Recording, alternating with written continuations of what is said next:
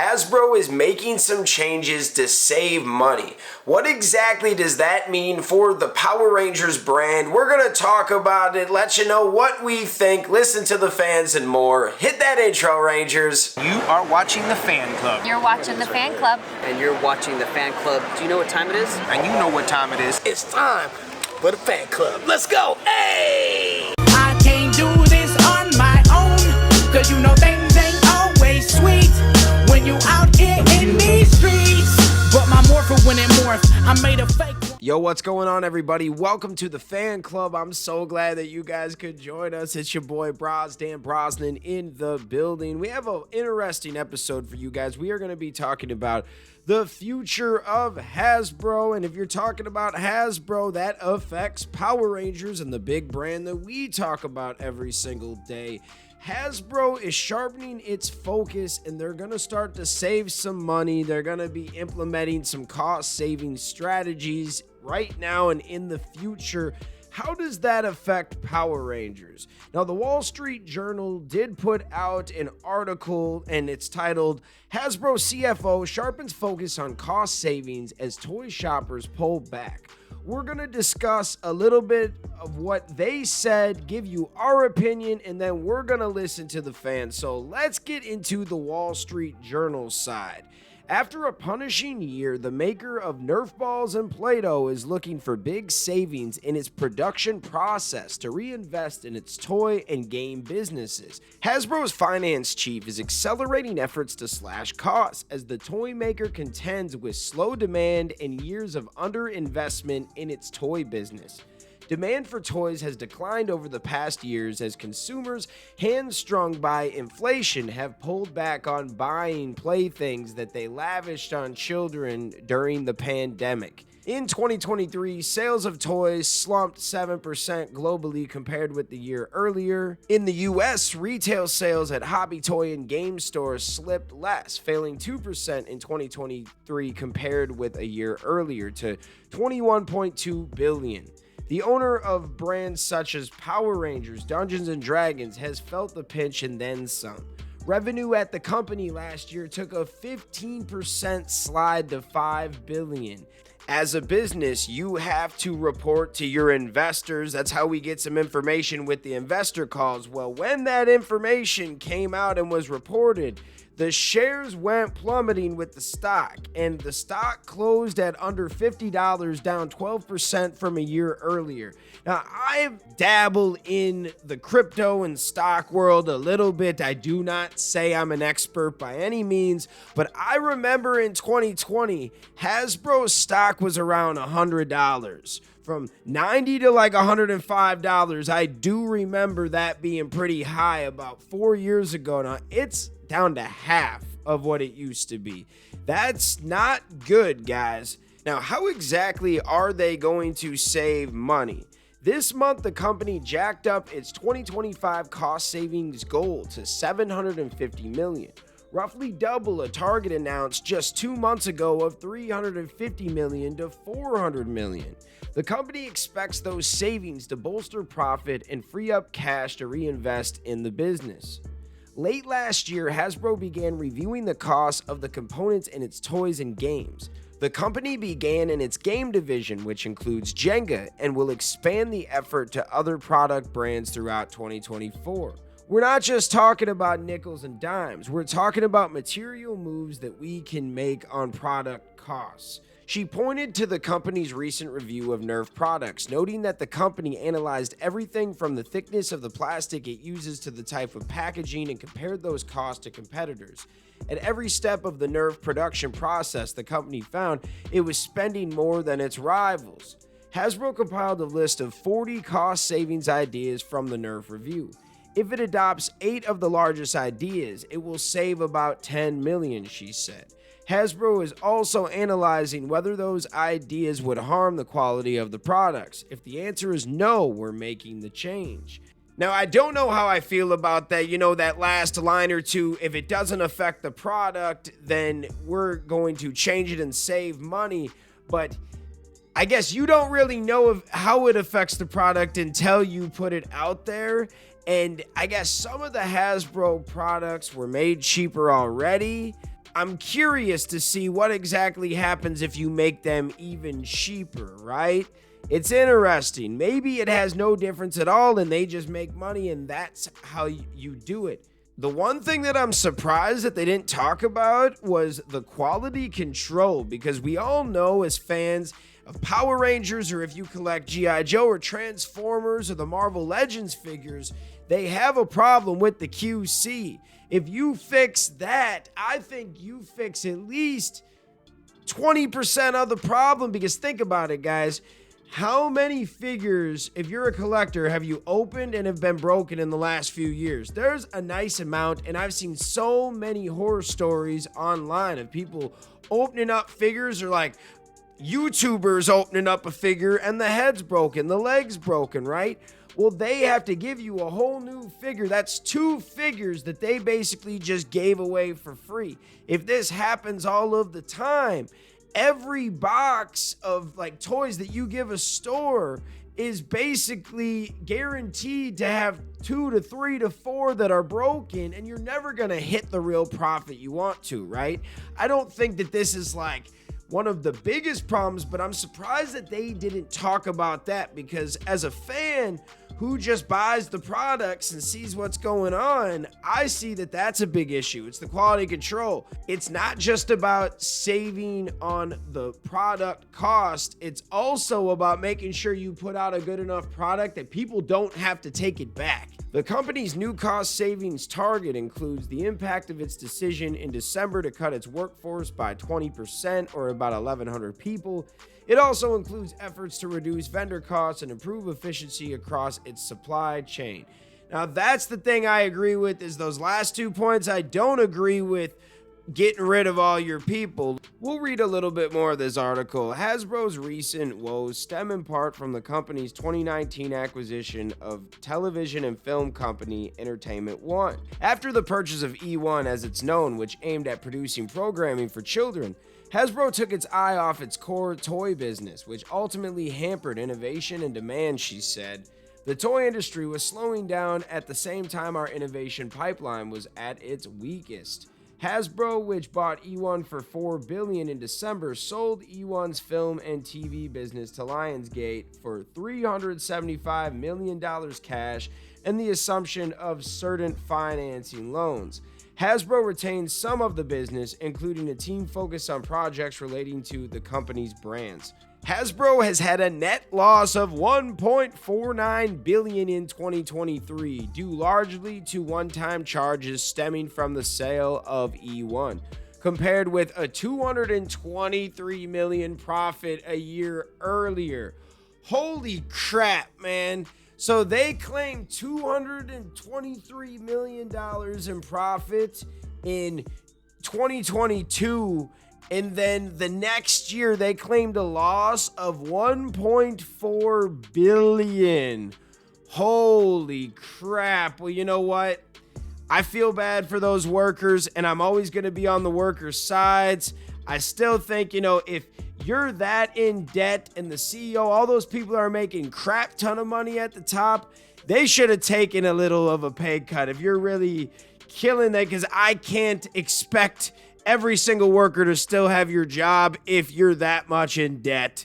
So if no one took a pay cut to help out those 1,100 workers, yeah, they're getting their jobs lost. Whoever is not a top A1 needed worker, you're going to get your job lost. That's $1.49 billion of a net loss. Oh my God. And it is due to some of these one-time charges and stuff like that. So it's going to be a lot better next year, like this year, I should say, when they get their report in. But holy crap. So let's give you some of my points. The cost-cutting measures implemented by Hasbro will likely have a significant impact on Power Rangers, with the focus on reducing costs by analyzing components, packaging, and vendor costs. Hasbro may prioritize profitability over innovation and investment in new Power Ranger products. This could result in a reduced number of toys, merchandise, and other Power Rangers related items. We don't see a lot on the shelves anyways. This is like a hiatus year. It's really weird. Additionally, with the sale of Entertainment One and Hasbro's focus on its digital gaming division, it is unclear how much attention and resources will be allocated to the Power Rangers franchise. The planned reboot movie TV series has been in development for several years, may face further delays or uncertainties due to budget constraints and Hasbro's cost-saving efforts. The impact on the Power Rangers Lightning Collection may also be uncertain, as Hasbro may prioritize cost reduction over the production of new figures.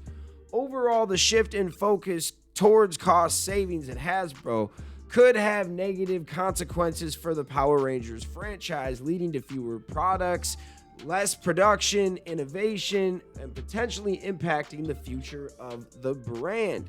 In recent years, Hasbro has faced production delays and a hiatus due to various factors, including COVID-19 and actor strikes. The planned reboot announced in 2020 has yet to materialize, raising concerns about the franchise's future. While Hasbro has not specifically mentioned Power Rangers in its cost-saving plans, it remains to be seen whether the company will reallocate funds away from the franchise to focus on more profitable ventures.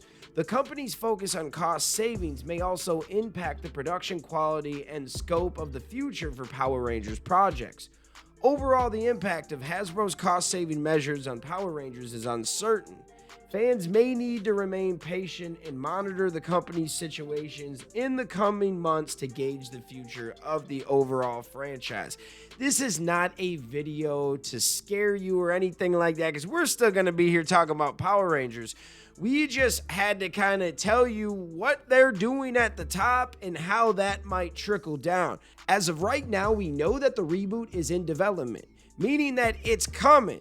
We don't know when, we don't know how far in development it is, but we're 4 years in. You'd think we're going to get some type of news. This is the first year in a long time that we haven't had Power Rangers. Last year was a pretty good year. We had like 40 to 50 figures released. We had 2 shows, I guess, like a special and then Cosmic Fury for 10 episodes. There was some hype. Power Rangers was talked about. It was the 30th anniversary. It was a fun year. This year, we're kind of in the dark, and the only Power Rangers stuff you've really been getting are third-party toys and third-party content from either creators on YouTube or a lot of those really cool fan-made films. That's about it. Now, maybe, just maybe, we will get something next year. We also hear that Jonathan Entwistle is the director for the new Karate Kid movie with Jackie Chan, meaning that there is a chance that this could be pushed back if he is still the guy running the Power Rangers project, right? We don't know what is going on, but with Hasbro saving some money, will this affect Power Rangers? Now, what are your guys' thoughts on the brand? Let us know in the comments. Let's see what you guys are saying in the comments. Hype F said, we need both Sentai adaptation and a reboot. I would love both, man. You would make the fans very happy with that. Johnny said, we need something original, and Cosmic Fury and Once and Always did prove they can do something original when it comes to storytelling, villains, and fight scenes. I agree. We need something that is original and new. Do we go away from the Sentai? I say like yes and no. Can we have a Sentai project or something that still has that essence there? But then can we have another project that is new, that is more targeted towards a TV-14 adult audience? That is what I would love, man. I'm not going to lie. Terry said, Hasbro was never going to use anything from Super Sentai ever again to begin with the reboot. Also, the reboot is a hard franchise reboot, not to mention that Hasbro is still trying to figure out what they want to do with Power Rangers. And the problem Hasbro is having is the fact that the company was being run by people who were in the video game industry, and they don't know anything but video games. Interesting. Well, I don't know everything about who is running the company.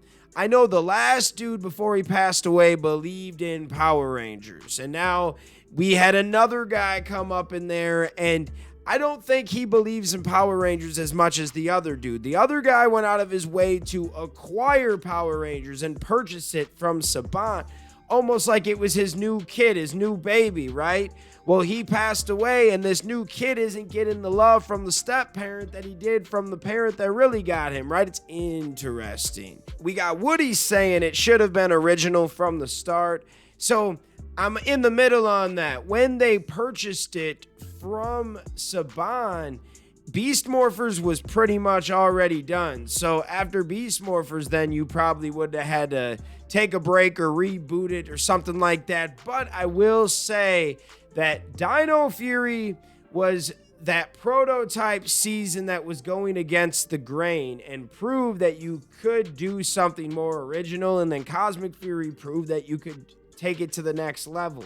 Now let's see what they do in the future. I think if you went straight from Beast Morphers to a whole new original universe, I don't know if the fans would be on board, because I remember when the Illuminati talked like 4 or 5 years ago about them taking a break from the Sentai, and the fans were coming at them, calling them all types of names, crazy. So I think you definitely had to ease people into it. Now that you see they're doing original things, it makes more sense. You can see it actually happening.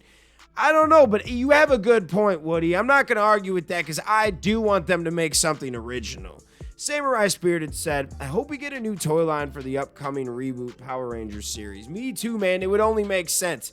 If they came out with a new series and not a toy line, we'd be like, what in the hell? You guys are a toy brand. Falcon Flyer said, I think they need to go back to 35 episode seasons. Man, I don't think that's ever going to happen with the way that it is now. Like, Netflix and everybody else isn't even cashing in on that many seasons no more, man. They're about less is more, and then they can push out seasons even faster. Anthony said, let's see what happens next year on Power Rangers. Oh, let's see, man. We'll see. We have no information. We want some information. I'm hoping we'll get some news here in the next, 6 months to maybe the end of the year. I would love some information, baby. Timothy said, I want more Power Rangers seasons back in 2025. We need something. Ravi said, one fact is that Bandai used to make Power Ranger toys before until they changed from Ninja Steel to Beast Morphers. Oh, yeah. Well, so Hasbro got the licensing from the toys first, I believe. And then, within the next 6 months to a year, they just bought the whole rights to Power Rangers and the shows. Byron brought up a good point. He said, since Power Morphicon 2024 is in August, do you think there's a chance Jonathan Entwistle and Jenny Klein could be there to announce something? Oh, man. I'm not going to guarantee anything, but that's a good point you bring up, and that is in August. Oh, that would be so bomb. Well, just know, if their name is on the list, you know what it is, and I can't even be there, but if someone's there, we'll talk about getting some footage. I'll pay somebody to get me some footage for that if they're there. That's crazy. We'll see. There is a good chance we probably won't get anything, though, because we haven't heard anything about the reboot at all. So who knows if we'll know anything in August. I like to be optimistic, but also have to keep it real at the same time. Joey said, no, we do not need another MMPR reboot. So many fans complain of toy releases of the same repeated team. I believe that we do not need an MMPR reboot. I agree. Make an original universe if you're going to do it, and make it right. I agree with you, Joey. Shout out, Joey. Ryan said, we are not going through this again. I'm done with Power Rangers. Damn, man. I mean, I understand why people are frustrated.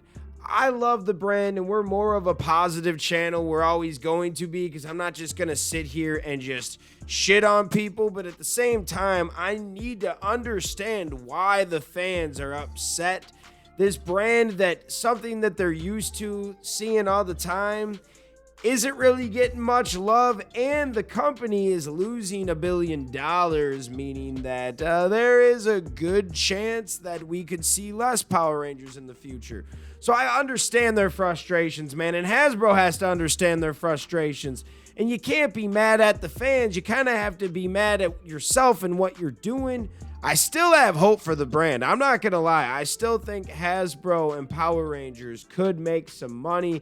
I think that because that they're not just dependent on Power Rangers, they have a bunch of other big brands. They can get things going a little bit faster than Saban. You have to remember, they were doing real good a few years ago. They just went down the wrong hole, man. If they make some internal changes, they can definitely be back on top. We'll see what happens, but what are your guys' thoughts? Shout out all the fans out there that take the time out of their day to watch this content.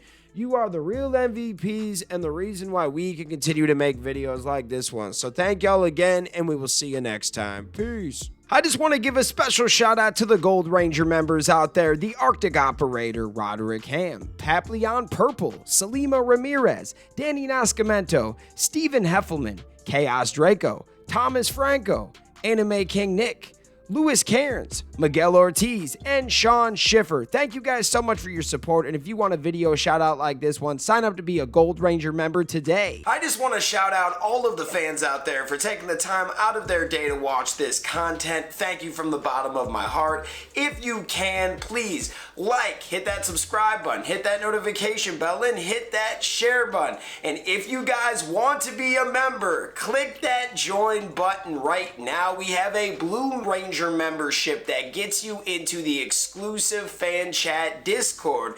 Then we have the Gold Ranger membership. It gets you into the fan chat, but you also get a video shout out at the end of every video. I want to thank you guys again. If you can, sign up to be a member. We will see you next time. Peace. Hi, we're Bulk and Skull. We have been requested by the Fan Club to say something funny.